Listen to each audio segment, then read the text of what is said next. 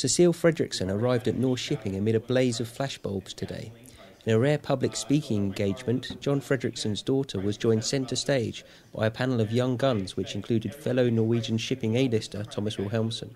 And despite being a relative newcomer to the industry, Fredriksen says she has already learned some lessons from the downturn. I think we've definitely learned something, especially from the restructuring of Golden Ocean. For example, that we need to be more cautious when it comes to ordering new ships, and that in shipping it's also good to be diversified.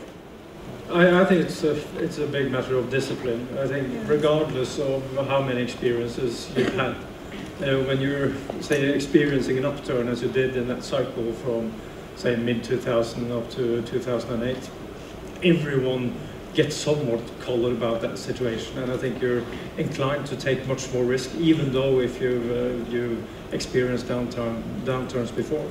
Let me ask you, Cecile, because we heard from the previous panel, they're still quite worried about the US, they're worried about Europe, they're more optimistic about Asia.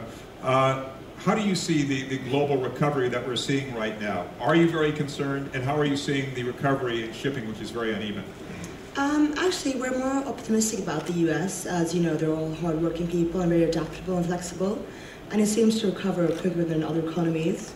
Apart from that, I'd say in Europe, like the strongest growth prospect is probably Germany. I think US have always proven to be pretty good in adjusting themselves.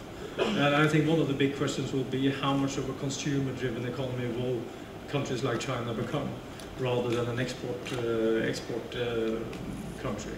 So when they now start to build their own wealth, I'm sure that, of course, the number of internal consumers will increase quite significantly. And that, of course, will change shipping quite dramatically, because you might start to get further cross trades, more, say, Europe, Asia, as you will see in the automotive industry now, with luxury brands from Germany, of course, being in great demand in Asia and in China. And of course, this could also be the way with other type of products. And luxury goods are probably leading the way on that side. How do you think you will distinguish yourself, let's say, from, let's say, your father's generation? I agree with the point of technology, especially is very important. And also I think we'll see more women coming into the industry. How are you going to really attract those bright MBAs to go into shipping? I mean, you're obviously very passionate about it, but how would you sell your story? Yeah, I don't think it makes a difference, if you have an MBA or not, as long as you attract good talent and people who are willing to, work a lot. Thomas, you grew up in it, but how are you going to attract some of your colleagues you knew at business school? I think what Birgit is saying, it's an interesting business. You're really there at the mercy of the global economy and how you position yourself according to that. A lot of transactions. I think it's a bit of a myth that this industry can't attract good MBA or other type of talent. I think we can. And I think most of us would see it in our organizations. We do have that type of talent. Let's give them all a very big round of applause.